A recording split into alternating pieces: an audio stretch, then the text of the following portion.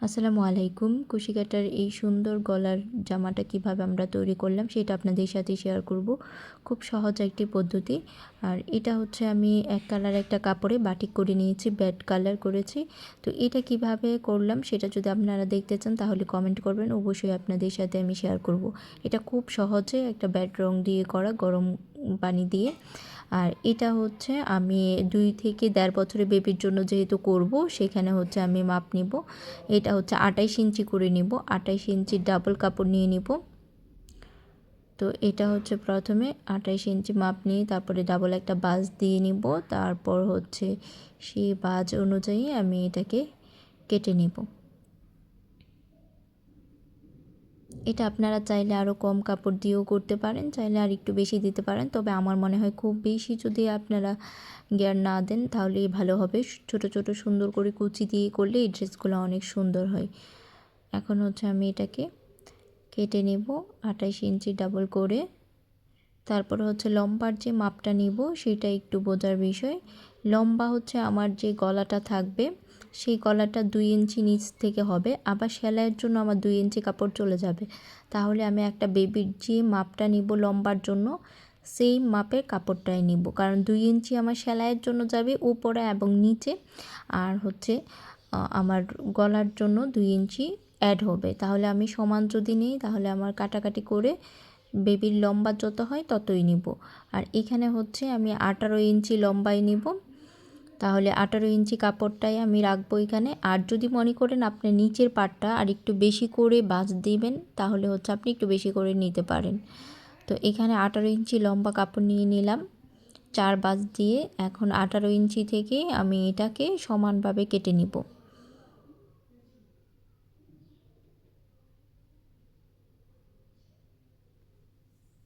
Baby লম্বা যত হবে ততটুকুই কাপড় নিব। সেলাইয়ে চলে যাবে আমার 2 ইঞ্চি আর গলাতে যোগ হবে আমার 2 ইঞ্চি, তাহলে আমার 18 ইঞ্চি লম্বা হবে। 18 ইঞ্চিটাই নিব। 2 বছরের বেবির জন্য এটাই হয় মূলত। তো কম বেশি হলে আপনার যেটা বেবির জন্য আসবে সেটাই নেবেন। এই সিস্টেমটা যদি আপনি দেখেন তাহলে ছোট বড় সবার জন্যই তৈরি করতে পারবেন। তো এরকম করে আমি কেটে নিব।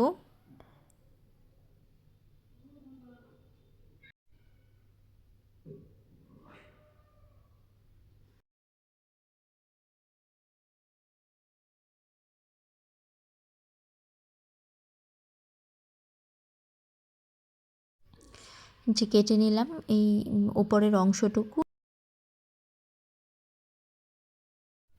সাইডটা এখন একটু সমান করে কেটে নিব।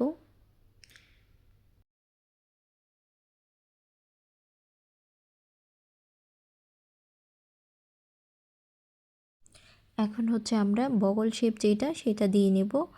আর এই জামার কাটিং শুধু এতটুকুই, বগলের যে জায়গাটা সেইটুকুই। তো এখানে হচ্ছে আমি উপর থেকে এক কর্নার থেকে হচ্ছে 2 ইঞ্চি পরিমাণ দাগ দিয়ে নিব। তারপর হচ্ছে এই পাশ থেকেও 2 ইঞ্চি পরিমাণ দাগ দিয়ে নিব। যদি বেবিটা আরেকটু বড় হয় সেই ক্ষেত্রে আপনারা আরেকটু বেশি করে দিতে পারবেন। তবে 1 বছর থেকে আপনি 2 বছর 2.5 বছর একই মাপ দিবেন। এই দিক দিয়ে 2 এবং ওই দিক দিয়ে 2 দেওয়ার পর তারপর সুন্দর করে একটু শেপ করে নেবেন। শেপ করে এঁকে তারপরে হচ্ছে এটা কেটে নেবেন। আর কোনো কাটিংই হবে না এই ড্রেসে। আর কোনো আপনাকে কোনো জায়গায় কোনো শেপ দিতে হবে না, কিছুই করতে হবে না, জাস্ট এতটুকু কেটে নিলেই হয়ে যাবে। তো এটাকে কাটার পর আরেকটু আপনি ডাউন করে ভিতরের দিকে একটু শেপ দিয়ে নেবেন। তারপর হচ্ছে এখন আমরা কি করব, ওই সাইডটা যেটা আছে সেটাকে কেটে দেব। 4 বাঁশ দিয়েছিলাম যে অংশটুকু। এখন এই যে উপরের গলার যে মাপটা এই জায়গাতে শুধু কুচি করে দিব, সমান করে কুচি করে এটাকে বসিয়ে দিব। আর কোনো কাটাকাটি বা আর কোনো জায়গায় হবে না। এখন হচ্ছে এটাকে আমরা প্রথমেই একটা ভাঁজ দিয়ে সেলাই করে নিব।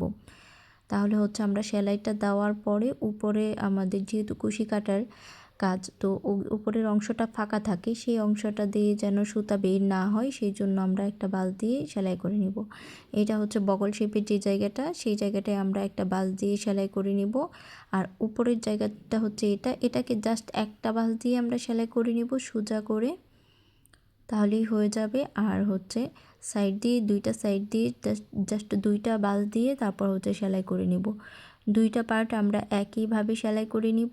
আর নিচে যে অংশটুকু সেটা দুইটা বাঁশ দিয়ে তারপর হচ্ছে আমরা সেলাই করে নিব। এই যে আমাদের এই সাইডটা হয়ে গেল। এখন পরের যেটা আছে সেটাকেও আমরা একইভাবে সেলাই করে নিব।